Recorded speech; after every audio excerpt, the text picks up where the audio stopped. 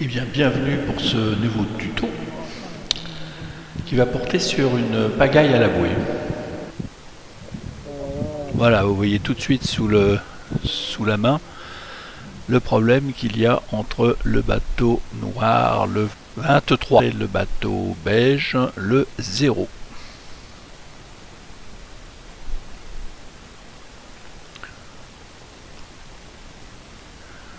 On voit au ralenti que le bateau beige est arrivé bâbord alors que le 24 passait la bouée tribord et il s'est engagé à l'intérieur et est allé jusqu'à le percuter.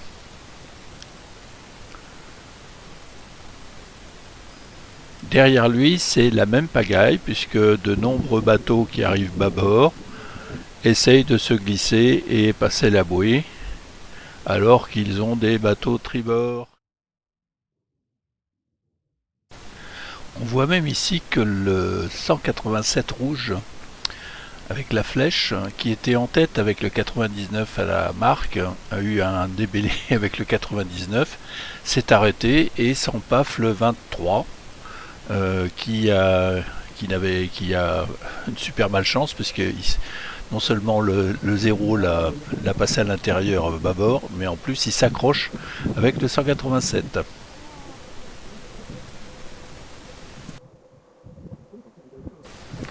Voilà, maintenant que on a vu à l'accéléré la flotte s'éclaircir, mais vous avez vu que ça dure un certain temps malgré l'accéléré. Sur notre image fixe de la pagaille, nous allons faire l'analyse des faits et essayer de voir comment ça aurait pu être évité et surtout les règles qui devaient être appliquées.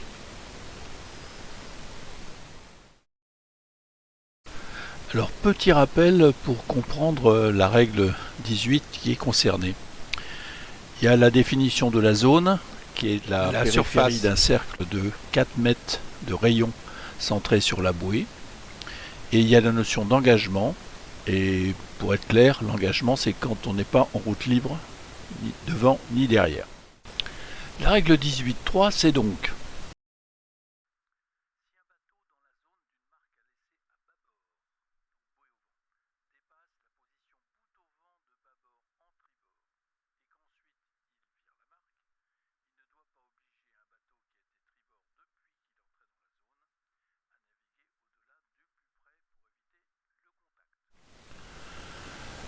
quand cette règle s'applique entre des bateaux, la règle 18.2 ne s'applique pas entre eux. Entre eux, ça veut dire en résumé que la 18.2, c'est que le bateau à l'intérieur, le bateau à l'extérieur doit céder la place à la marque, un bateau à l'intérieur.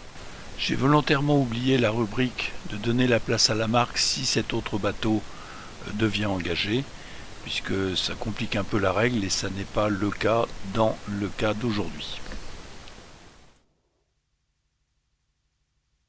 Bien, eh bien, nous allons passer au tableau blanc pour la suite de l'explication de cette règle 18. Vous avez représenté sur notre tableau le bateau 0, qui était le bateau beige, qui est représenté par ce bateau vert, qui successivement va avoir la position 1, la position 2 et la position 3 autour de la bouée rose que l'on virait. Vous avez le bateau noir, le numéro 23, qui aura successivement les positions 1, 2 et 3. Pourquoi est-ce que c'est la règle 18.3 qui va s'appliquer ? C'est parce que nous avons un bateau de tribord. Nous sommes dans la zone, donc nous sommes dans les 4 longueurs autour de la marque. Le bateau 1 a certainement franchi la zone avant et il était tribord. Mais il arrive en haut. Il laisse un petit peu de place pour se donner un peu de marge pour arrondir sa bouée. Le 0, voyant ça, se dit, tiens, je vais aller juste à ras de lui et virer sous lui. Comme ça, il y a de la place, je ne toucherai pas la marque et je pourrai me glisser à l'intérieur. Alors, c'est tentable, hein, mais le problème du non-respect de la 18.3, c'est que il monte autour de la bouée, il vire pour se mettre tribord comme le 1, qui est déjà en train d'arrondir, mais comme il est tout près de la bouée ici, il offre à mort, et évidemment, il fait changer sa route au noir, Et lui, il est au-delà du plus près, donc forcément pour éviter le choc, il obligerait le noir à monter au-delà du plus près, ce qu'il aurait dû faire pour éviter le contact. Bref, il y a ici contact dans la phase 2. Donc les deux bateaux sont engagés et le 2 a violé la 18-3. Le 2 arrive sur son aire quand même à virer, à se mettre tribord toujours et à commencer à abattre, à arrondir la bouée. Mais risquant de toucher la bouée, il continue à le faire et à gêner le noir. Par contre, dans ce cas-là, là, on est en sortie de 18-3. Donc là, on est sur deux bateaux engagés, on est sur une règle 12, et le bateau au vent doit s'écarter du bateau sous le vent, et notamment éviter le contact. Donc le 3 n'avait aucun intérêt à aller le taper, et à continuer à le pousser, en tout cas à risquer de s'accrocher en essayant de faire sa route. Il fallait qu'il perde un peu de temps, et qu'il continue à aller en haut, de façon à arrondir en dessous, surtout qu'il était plus rapide et que le 0 était arrêté.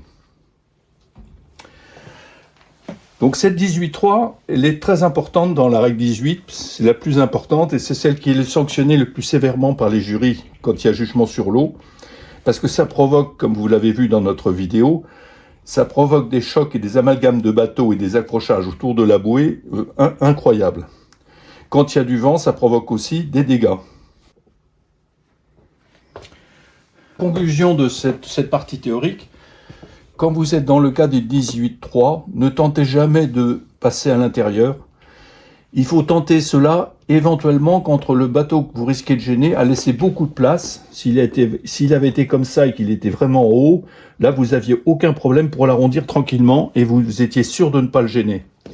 Mais si la place est un petit peu limite par rapport au tribord, ne vous y risquez pas parce que là vous êtes mort, à la limite vous sautez. Deuxième conclusion. Vous avez vu que ça provoquait qu'on a eu un micmac ici avec des bateaux qui étaient sur la bouée coincés dans tous les sens. Quand vous êtes un bateau qui arrive ici bâbord à l'intérieur de la bouée, n'essayez pas de vous glisser ou de taper les autres et de passer à l'intérieur. Pour avoir le chemin le plus direct, c'est une manœuvre complètement inutile.